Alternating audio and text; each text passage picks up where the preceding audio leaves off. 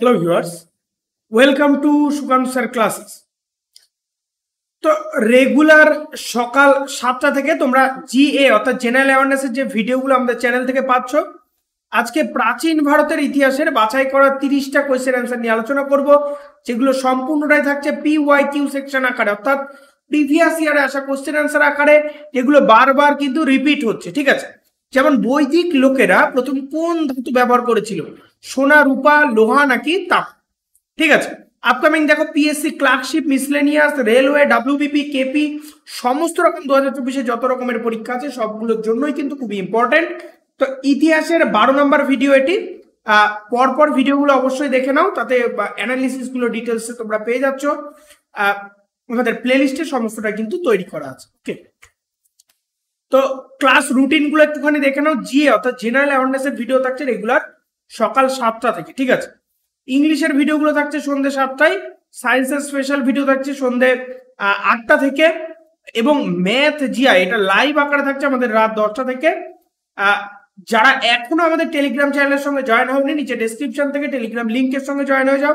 সমস্ত video PDF নোটিফিকেশনগুলো ওখানে আমরা প্রোভাইড করে দিই। ঠিক আছে,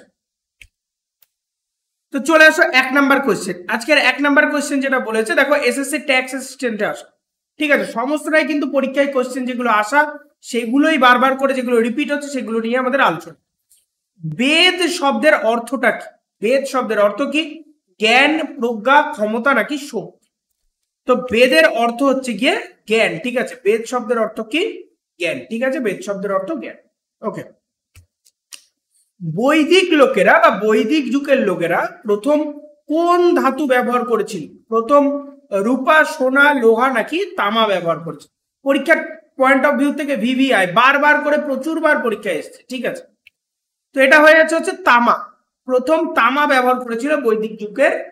ঠিক আছে, 3 নম্বর কোশ্চেন দেখো, 738 খ্রিস্টাব্দে আরবরা পরাজিত হয় কাদের কাছে? প্রতিহারাস, রাষ্ট্রকূটদের কাছে, পাল নাকি চালুক্য? সঠিক উত্তর হয়েছে চালুক্যদের কাছে। ঠিক আছে, বা চোল বংশের কাছে। এরপর দেখো, মৌর্য বংশের কলিঙ্গ যুদ্ধ সংগঠিত হয়েছিল কত খ্রিস্টাব্দে? মৌর্য বংশের কলিঙ্গ যুদ্ধ কত খ্রিস্টাব্দে সংগঠিত হয়েছিল? 260 খ্রিস্টপূর্বাব্দ, 261 খ্রিস্টপূর্বাব্দ, 126 খ্রিস্টপূর্বাব্দ নাকি 232 খ্রিস্টপূর্বাব্দ? সঠিক উত্তর হয়ে যাচ্ছে 261 খ্রিস্টপূর্বাব্দে, মানে খ্রিস্টের জন্মের আগে। ঠিক আছে, বিফোর ক্রাইস্ট। তো 261 খ্রিস্টপূর্বাব্দে মৌর্য বংশে কলিঙ্গ যুদ্ধ সংগঠিত হয়। ওকে, ইলোরা গুহা, আমরা অজন্তা ইলোরার গুহার নাম শুনেছি। ইলোরা গুহা এবং পাথর কাটা মন্দির, এটা হিন্দু এবং বৌদ্ধ, বৌদ্ধ এবং জৈন, হিন্দু এবং জৈন, হিন্দু, বৌদ্ধ এবং জৈনদের। সঠিক উত্তর হয়ে যাচ্ছে এটা হচ্ছে অপশন নাম্বার 4, হিন্দু, বৌদ্ধ এবং জৈনদের কিন্তু বিভিন্ন রকমের বিষয় বা তোমার মন্দির বা ঠাকুরের স্থান পাওয়া যায়। ঠিক আছে, ইলোরার গুহা এবং পাথর কাটা মন্দির। ওকে, এরপরটা চলে আসো, মহাবলীপুরমের 7টি প্যাগোডা কোন শিল্পের পৃষ্ঠপোষকতার সাক্ষী? কোন রাজবংশের? ঠিক আছে, এই কোশ্চেনটা আমি আগেরও কোনো না কোনো ভিডিওতে বলেছি, আমার যা মনে পড়ছে। তো পরপর ভিডিওগুলো দেখো, সমস্ত প্রশ্নগুলো তোমাদের রিপিটেড হয়ে যাবে। ঠিক আছে, যারা এখনো আমাদের টেলিগ্রামের সঙ্গে জয়েন হওনি, নিচে ডেসক্রিপশন থেকে টেলিগ্রাম লিঙ্কের সঙ্গে জয়েন হয়ে যাও। দেখো, এটা পল্লব, পাণ্ড্য, চোল নাকি চোরাস? সঠিক উত্তর হয়েছে এটা মহাবলীপুরমে যে প্যাগোডাগুলো ছিল এটা হচ্ছে পল্লব রাজবংশ। ঠিক আছে, বুদ্ধ যে বংশের অন্তর্গত, মানে গৌতম বুদ্ধের কথা বলা হচ্ছে, কোন বংশের অন্তর্গত ছিল? গণত্রিকা, মৌর্য, শাক্য নাকি কুরু? সঠিক উত্তর হয়েছে শাক্য বংশের কিন্তু অন্তর্গত ছিলেন বুদ্ধ বা গৌতম বুদ্ধ। ওকে, 8 নাম্বার কোশ্চেন দেখো। 8 নাম্বার কোশ্চেন আমাদের যেটা বলেছে সেটা হচ্ছে যে গঙ্গাই কোন্দন উপাধিটি নিম্নলিখিত কোন চোল রাজা গ্রহণ করেন?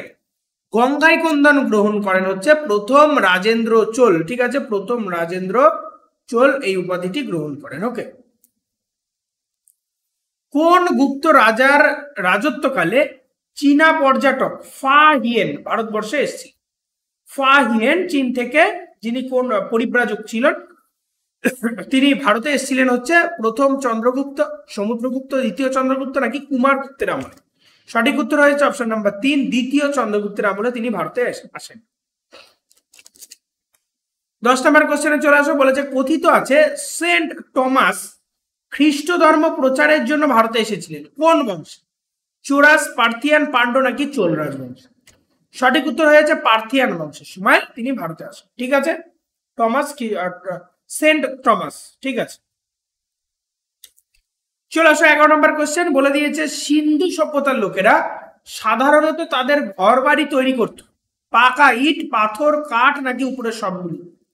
সঠিক উত্তর হয়েছে পাকা ইট দিয়ে, বা এখানে কিন্তু পোড়া ইটও দেওয়া থাকে অনেক জায়গায়, পোড়া ইট। বোঝা গেল? পরের কোশ্চেনটাই চলে আসো, 12 নম্বর কোশ্চেনে যেটা বলেছে সেটা হচ্ছে স্তম্ভ বিশিষ্ট হলো যেখানে বৌদ্ধ ভিক্ষুকরা উপাসনা করত, সেটাকে কি বলা হয়? স্তূপ, চালতাস, বিহার নাকি মাথাস? সঠিক উত্তর হয়ে যাচ্ছে চালতাস। চালতাস কাকে বলা হয়? যেখানে বৌদ্ধ ভিক্ষুকরা উপাসনা করতেন সেই জায়গাটাকে বলা হয় চলতাস। ভারতবর্ষের নালন্দা বিশ্ববিদ্যালয় কোন রাজ্যে অবস্থিত? নালন্দা বর্তমানে কোন রাজ্যে অবস্থিত? বাংলা, বিহার, উড়িষ্যা নাকি উত্তরপ্রদেশ? সঠিক উত্তর হয়েছে নালন্দা বিশ্ববিদ্যালয়, সমস্তটাই কিন্তু বিহারের মধ্যে রয়েছে। ঠিক আছে, বিহারের নালন্দা বিশ্ববিদ্যালয়। তাকে এসএসসি ট্যাক্স অ্যাসিস্ট্যান্ট এসে 2009, এর পরেও কিন্তু অনেক পরীক্ষায় রিপিট করেছে এই কোশ্চেনটা। ওকে,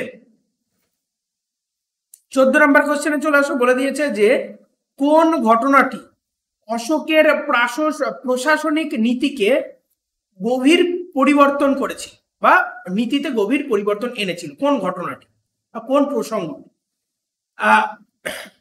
তৃতীয় বৌদ্ধ পরিষদ, কলিঙ্গ যুদ্ধ, তার বৌদ্ধ ধর্ম গ্রহণ এবং সিলেনে তার ধর্ম প্রচারক প্রেরণ? সঠিক উত্তর হয়েছে কলিঙ্গ যুদ্ধ। অশোকের সঙ্গে কলিঙ্গ যুদ্ধ যখন হয় তখন তারপরে তার প্রশাসনিক নীতিতে কিন্তু প্রচুর প্রভাব এনেছিল। ঠিক আছে, কলিঙ্গ যুদ্ধের পরে। যে ভিক্ষু অশোককে বৌদ্ধ ধর্ম গ্রহণে প্রভাবিত করেছিল তিনি ছিলেন বিষ্ণুগুপ্ত, উপগুপ্ত, ব্রহ্মগুপ্ত নাকি বৃহদ্রথ?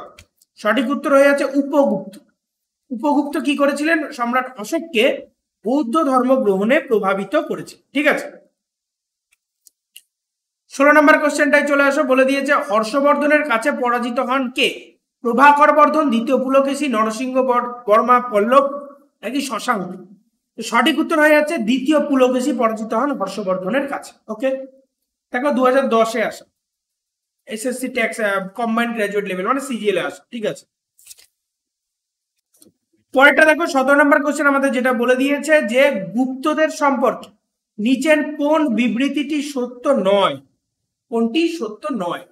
তারা প্রধানত উত্তর এবং মধ্য ভারতের কিছু অংশে শাসন করেছিল, রাজত্ব বংশগত ছিল এবং সিংহাসন সর্বদা জ্যেষ্ঠ পুত্রের কাছে যেত, বিচার ব্যবস্থা আগের সময়ের তুলনায় অনেক বেশি উন্নত ছিল, ভূমিকর বেড়েছে এবং কর 2011 সালে ব্যবসা বাণিজ্য কমেছে। ঠিক আছে, তো গুপ্তদের সম্পর্কে কোনটা সঠিক নয়? রাজত্ব বংশগত যেটা ছিল এবং সিংহাসন সর্বদা জ্যেষ্ঠ পুত্রের কাছে যেত, এটা কিন্তু সঠিক নয়। ঠিক আছে, আচ্ছা এটা 2011 হবে না, এটা হচ্ছে শুধু 11 হবে। ঠিক আছে, এরপরে আমাদের কি আছে? 18 নম্বর কোশ্চেন যেটা আছে বলেছে নিচের কোনটি সারনাথ স্তূপে, সেই সাঁচি সারনাথ বৌদ্ধ স্তূপ রয়েছে না, সে নিচের কোনটি সারনাথ স্তূপে খোদাই করা প্রাণীগুলির মধ্যে একটি নয়? পুজযুক্ত ষাঁড়, হরিণ, হাতি নাকি ঘোড়া? সঠিক উত্তর হয়ে যাচ্ছে হরিণ। এর মধ্যে কিন্তু কোনো হরিণ ছিল না। ঠিক আছে, সারনাথের স্তূপে কোনো হরিণের কথা বলা নেই বা কোনো হরিণ ছিল না। 19 নম্বর কোশ্চেনে চলে আসো। বলে দিয়েছে যে মানুষের ব্যবহৃত প্রথম ধাতু কি ছিল? অ্যালুমিনিয়াম, তামা, লোহা, রূপা? সঠিক উত্তর হয়ে যাচ্ছে তামা। সবার প্রথম মানুষ তামার ব্যবহার শিখেছে। ঠিক আছে, বা তামাকে পেয়েছে সবার প্রথম। সাতবাহনরা মূলত তাদের মুদ্রা তৈরি করেছিলেন কি দিয়ে? সীসা, রূপা, স্বর্ণ নাকি তামা দিয়ে? সঠিক উত্তর হয়ে যাচ্ছে সীসা দিয়ে। সীসা দিয়ে সবার প্রথম তাদের মুদ্রা তৈরি করেছিলেন। ঠিক আছে, সাতবাহন। গদর পার্টির সদর দপ্তর কোথায় ছিল? গদর পার্টির সদর দপ্তর, এটা কিন্তু আমাদের মডার্ন ইন্ডিয়ার কোশ্চেন। যাই হোক, এর মধ্যে ঢুকে গেছে। করাচি, মস্কো, বার্লিন নাকি সান ফ্রান্সিসকো? সঠিক উত্তর হয়ে যাচ্ছে সান ফ্রান্সিসকোতে গদর পার্টির কিন্তু সদর দপ্তর ছিল। এসএসসি সিপিও দেখো এসেছে 2010। এর পরবর্তীতেও প্রচুর রিপিট ছিল এই কোশ্চেন। পল্লব রাজবংশের রাজধানী কোথায় ছিল? কাঞ্চিপুরম, তাঞ্জাভুর, মাদুরাই নাকি ভেঙ্গি?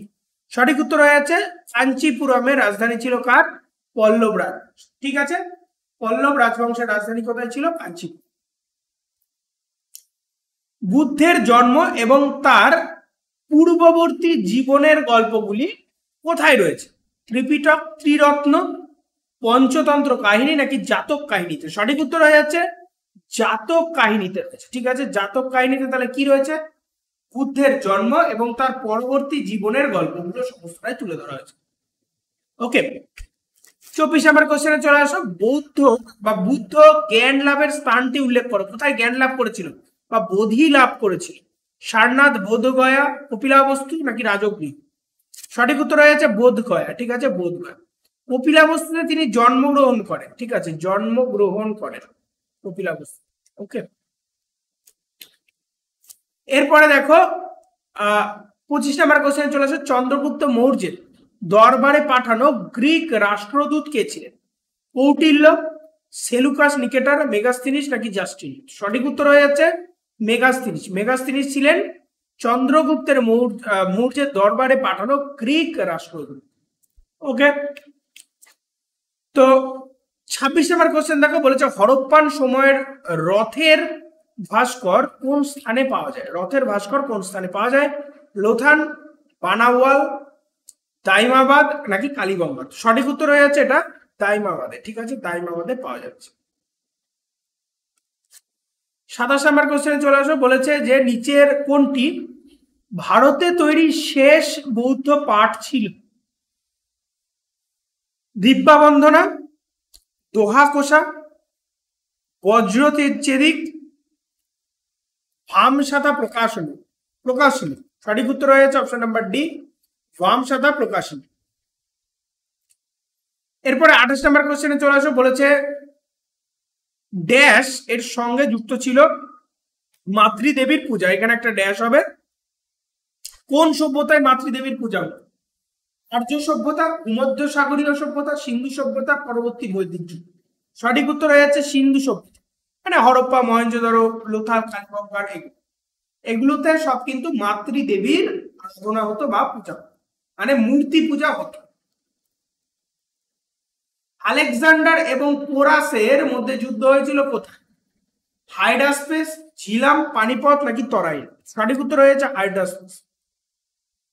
আলেকজান্ডার এবং পোরাসের মধ্যে। ওকে, আজকে শেষ কোশ্চেন দেখো, এফসিআই তে আসা। নিম্নলিখিত থেকে বৌদ্ধ সাহিত্য শনাক্ত। কোনটি বৌদ্ধ সাহিত্য? ত্রিপিটক, উপনিষদ, অঙ্গস নাকি আরণ্যক? সঠিক উত্তর হয়ে যাচ্ছে ত্রিপিটক।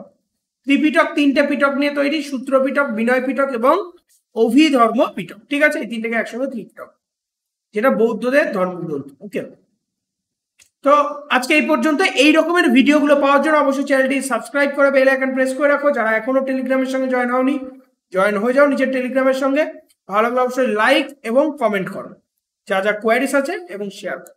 দেখা হচ্ছে পরের ভিডিওতে। খুব ভালো করে পড়ো। Be successful in your life.